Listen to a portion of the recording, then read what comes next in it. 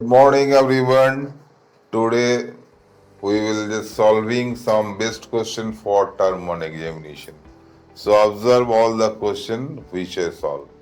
आज हम लोग तुम लोग का जो टर्म वन का क्वेश्चन आएगा उसका कुछ बेस्ट क्वेश्चन लाए हैं, तो तुम लोग सॉल्व करो। और कुछ क्वेश्चन ऐसे भी तुम लोग को हम बनाने देंगे, अगर नहीं होगा तो बताना। ओके स्टूडेंट, तो फर्स्ट क्वेश्चन देखो। In triangle XYZ, in triangle XYZ and MNO, XY divided by NO equals to YZ divided by MO equals to ZX divided by MN। ये हमको रेशियो इक्वल दिया हुआ है, आपको बताना होगा विच ट्रायंगल आर सिमिलर। तो इसको रेशियो देख के हमको बताना पड़ेगा जो कौन ट्रायंगल सिमिलर होगा। ऑप्शन देखो क्या लिखा है। MNO triangle MNO similar triangle ZXY, ठीक है। और बी में भी दिया है, ऑप्शन अनदर दिया है MNO ट्रायंगल XYZ। तो मेरा जो क्वेश्चन था कि अगर आपको ये रेशियो जो दिया हुआ है इसको ऑब्जर्व करो और देखो ये कौन ट्रायंगल में सेटिस्फाई कर रहा है। तो फर्स्ट ऑफ ऑल देखो XY का डाउन में क्या लिखा है, NO। तो अगर हम इस ट्रायंगल को पहले ऑब्जर्व करते हैं, फर्स्ट ऑप्शन को MNO एंड ZXY, तो देखिए इसका डाउन में NO जो है इस सेकेंड एंड थर्ड में है, इसमें क्या है XY है, तो इसका मतलब XY का डाउन में NO ऑब्जेक्ट, ठीक है। नेक्स्ट देखो YZ, तो YZ का मतलब क्या, फर्स्ट एंड थर्ड, इसमें YZ में क्या है ना MO, भी सही है। एंड उसके बाद XZ चाहे ZX, तो ZX मैंने फर्स्ट सेकेंड, इसका ऑप्शन में क्या है MN, तो ये भी सही है। तो हम लोग इसको करेक्ट ऑप्शन क्या लिखेंगे, करेक्ट हो जाएगा ऑप्शन ए। तो फिर से एक बार रिपीट करते हैं how easily you solve this question. जैसे कि गिवन कंडीशन दिया है तो आपको सिर्फ ट्रायंगल को नाम देख के पकड़ना होगा ये कौन से सही ऑप्शन है। तो हम MNO एंड ट्रायंगल ZXY इसके बारे में पहला ऑप्शन चूज किए। तो देखो क्या लिखा है ना, XY बाई NO, तो इसमें क्या है XY का क्वेश्चन में है ना, सेकंड थर्ड में XY है, इसका सेकंड थर्ड में NO है। क्लियर, तो ये वाला सेटिस्फाई कर गया। फिर देखो YZ का मतलब क्या होता है, फर्स्ट एंड थर्ड, इसका भी देखो फर्स्ट एंड थर्ड में है YZ बाई MO। एंड इसमें सेकंड थर्ड में है ZX, इसका सेकंड थर्ड में है MN। तो करेक्ट ऑप्शन क्या हो गया MN, sorry question one. Next देखो लिखा है क्वेश्चन नंबर 2 में triangle ABC is similar triangle PQR and also BC by QR equals to what, 2 by 5. So perimeter of triangle ABC divided by perimeter of triangle PQR is what? तो ये भी क्या हो जाएगा, perimeter of triangle ABC divided by perimeter of triangle PQR क्या हो जाएगा ना, BC बाय QR से इक्वल हो जाएगा। एंड इसका आंसर हो जाएगा 2 by 5, क्योंकि perimeter of triangle ABC by perimeter of triangle PQR, इसका मतलब क्या है, इसका मतलब यही होता है ना AB plus BC plus CA, ये हो गया ट्रायंगल A का पेरीमीटर, सॉरी ट्रायंगल ABC का पेरीमीटर। एंड ट्रायंगल PQR का पेरीमीटर क्या होगा, PQ plus QR plus PR। तो ये जो रेशियो है ये कैसे आ सकता है, मान लो दोनों ट्रायंगल जब सिमिलर है, ट्रायंगल ABC सिमिलर ट्रायंगल क्या PQR, तो आप लोग क्या लिख सकते हो, triangle ABC and triangle PQR जब सिमिलर है तो ऑटोमेटिकली लिख सकते हो AB बाय क्या PQ। देखो फर्स्ट सेकंड, इसका भी फर्स्ट सेकंड, फिर क्या लेना है, BC बाय QR। तो सेकंड थर्ड, इसका भी सेकंड थर्ड, और क्या हो जाएगा AC बाय PR। तो ये तीनों रेशियो आपस में अगर इक्वल है तो प्रॉपर्टी ऑफ रेशियो का एक है ईच रेशियो। ईच रेशियो क्या बनता है, sum of the numerator divided by sum of the denominator. ये एक रेशियो का प्रॉपर्टी होता है।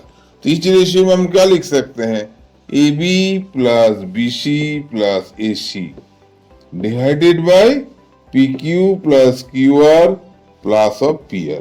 तो that is called perimeter of triangle ABC। और इसको क्या बोलिएगा, पेरीमीटर ऑफ ट्रायंगल PQR। तो कोई भी रेशियो के साथ इक्वल होगा। तो यहां पर तुम्हारा BC बाई QR का वैल्यू क्या दिया, 2/5। इसीलिए ये जो है perimeter of triangle ABC by triangle of PQR का रिजल्ट भी 2/5। आई थिंक अंडरस्टूड, समझ में आया। तो देखो नेक्स्ट क्वेश्चन हम लोग फिर जा रहे हैं इजी वे में। नेक्स्ट क्वेश्चन में लिखा है इन ट्रायंगल ABC, इस सिमिलर ट्रायंगल का रिलेटेड क्वेश्चन है। In triangle ABC and DEF, in triangle ABC and triangle DEF, angle B equals to angle E and angle C equals to angle F and AB equals to 3DE।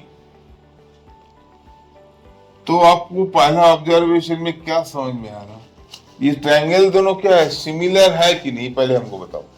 क्योंकि AB angle B किससे equal है ना, angle E से। Angle C किससे equal है ना, angle F से।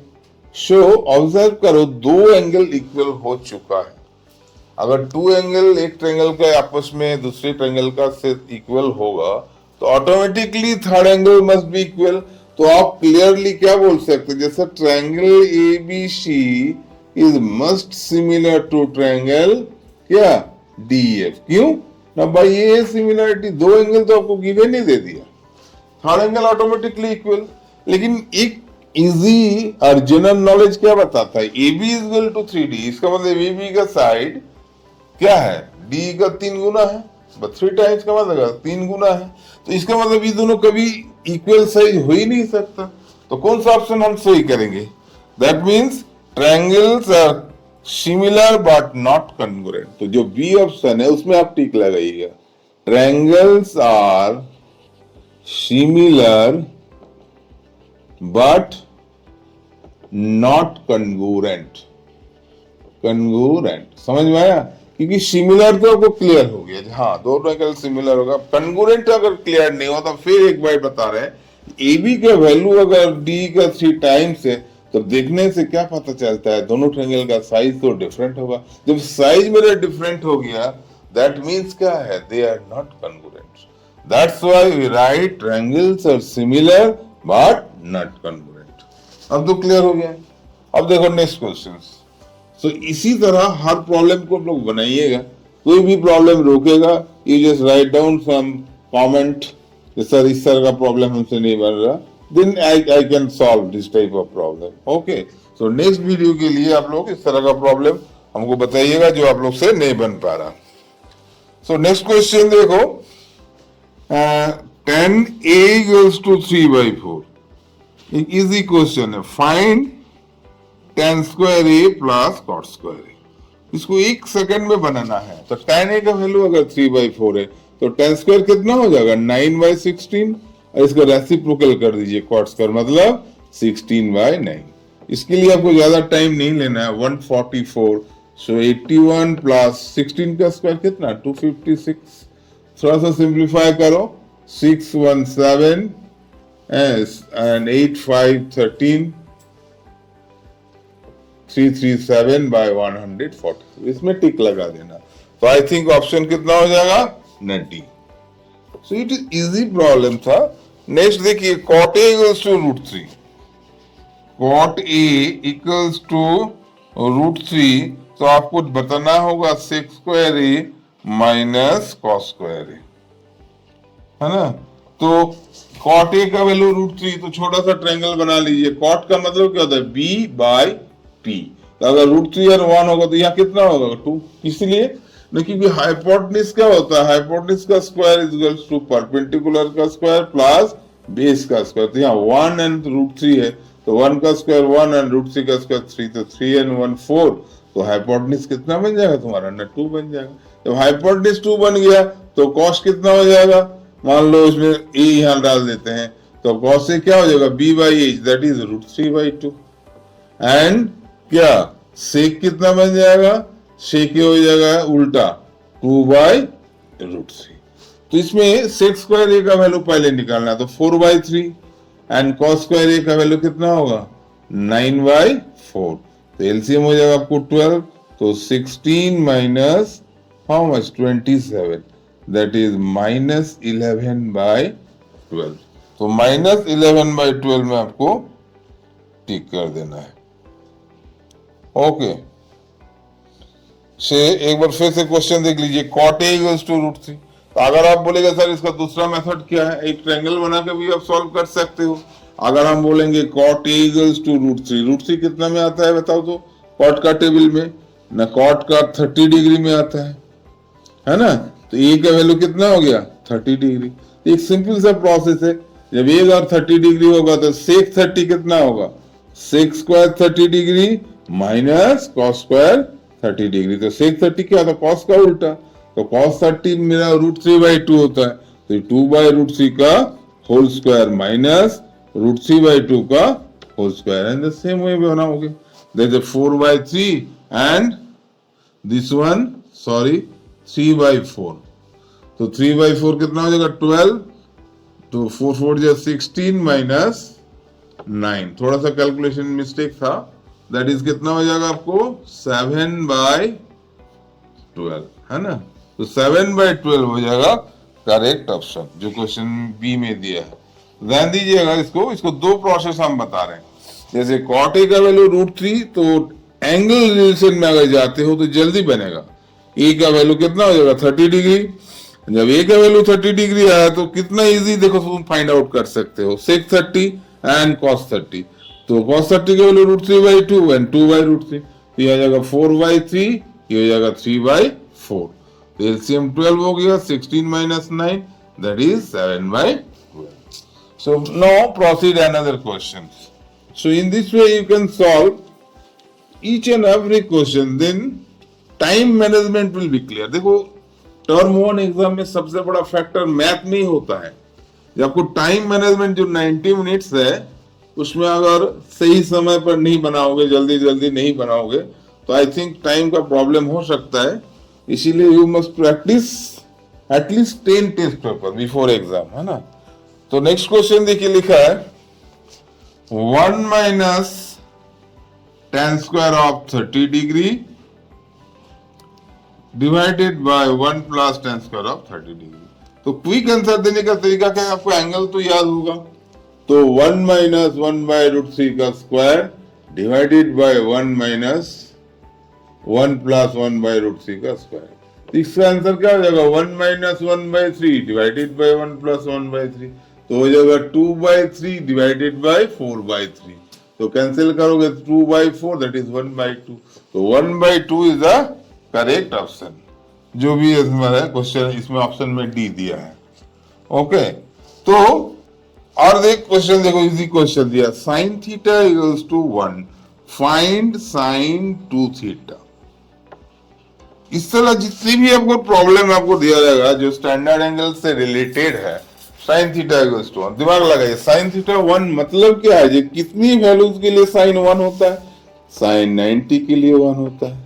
सो क्या होगा ना, थीटा का value how much 90 degree. Option से पूछा गया sin 2θ क्या होगा, तो sin 2θ का मतलब sin 2 × 90 degree that is sin 180 degree. तो एक्चुअली sin 180 डिग्री का मतलब होता है sin 0 डिग्री, तो इसका वैल्यू होगा 0। ये थोड़ा सा अप्रोच क्वेश्चन है 11 स्टैंडर्ड के लिए। ये sin 180 आप लोग से पूछ दिया तो याद रख लीजिएगा sin 80 = sin 0 डिग्री। क्लियर, तो इसका आंसर हो जाएगा 0। सो ऑप्शन आपको बी लगा दीजिएगा अकॉर्डिंग टू द क्वेश्चन। और एक प्रोबेबिलिटी का क्वेश्चन देखिए, ए number x is chosen at random from -2, -1, 0, 1, 2। बहुत अच्छा क्वेश्चन देखो, हाँ बहुत अच्छा क्वेश्चन लग रहा है हमको। -2, -1, 0, 1 and 2। Find the probability that x square is less than 2। X square का वैल्यू लेस देन 2 होगा, ऐसे आपको प्रोबेबिलिटी लगाना होगा। तो आपको यहाँ पर कितने नंबर है? 1, 2, 3, 4 एंड 5, 5 गो नंबर आपको पास दिया गया। इनमें कौन कौन ऐसी नंबर है जिसका स्क्वायर का वैल्यू 2 से कम है? तो आप देखो, तो यहाँ पर जो भी नंबर इसको स्क्वायर करो तो देखो 2 का स्क्वायर कितना है? 4, -2 का स्क्वायर 4, बाकी जितने भी तेरा नंबर यहाँ पर बचा हुआ है सबका स्क्वायर क्या होगा? ना लेस देन 2। क्यों ना? -1 का स्क्वायर क्या है? ना 1। 0 का स्क्वायर क्या है? ना 0 एंड 1 का स्क्वायर ऑल्सो 1। तो इसको हम लोग बता सकते हैं ये फेवरेबल केस में मेरा कौन कौन नंबर आया। ई में ई में क्या आएगा? दैट इज 3 गो पॉइंट आया। क्या क्या? एक तो आ गया आपको -1, एक 0, एक 1 and total number of possible outcome में कितना आ गया? 5। तो आप लोगों का आंसर क्या बनेगा? Probability equals to 3/5। समझ में आया कि नहीं? क्योंकि टोटल नंबर ऑफ एलिमेंट यहाँ पर 5 है और ऐसी नंबर आपको लेना है जिसका स्क्वायर लेस देन 2 होगा। तो ऑब्वियसली 3 गो नंबर है, जैसे -1, 0 and 1। So, okay student, last question also related to probability. If two coin are simultaneously throw, what will be the probability exactly one head? तो आप जानते होंगे जो exactly one head के लिए आपको क्या लिखना है? सैंपल स्पेस ना। जब एक कॉइन को 2 बार थ्रो करोगे तो देयर आर 4 पॉसिबल आउटकम, है ना? तो इसमें आप देखिए तो exactly one head कहाँ कहाँ है? एग्जैक्टली वन हेड का मतलब जहां एक बार हेड है, इसमें भी एक बार हेड है, इसमें भी एक बार है। That is 2 possible outcome which exactly one head. तो एन ई में आपको लिखा जाएगा 2 एंड एन एस तो हो जाएगा 4 फॉर टोटल पॉसिबल आउटकम। तो रिक्वायर्ड प्रोबेबिलिटी क्या हो गया? ना P equals to 2/4, that is 1/2। तो according your question it will be question number C option correct होगा। So okay student, I just listing all the question and you just observe all the question and try to solve yourself, then you must success. Thank you.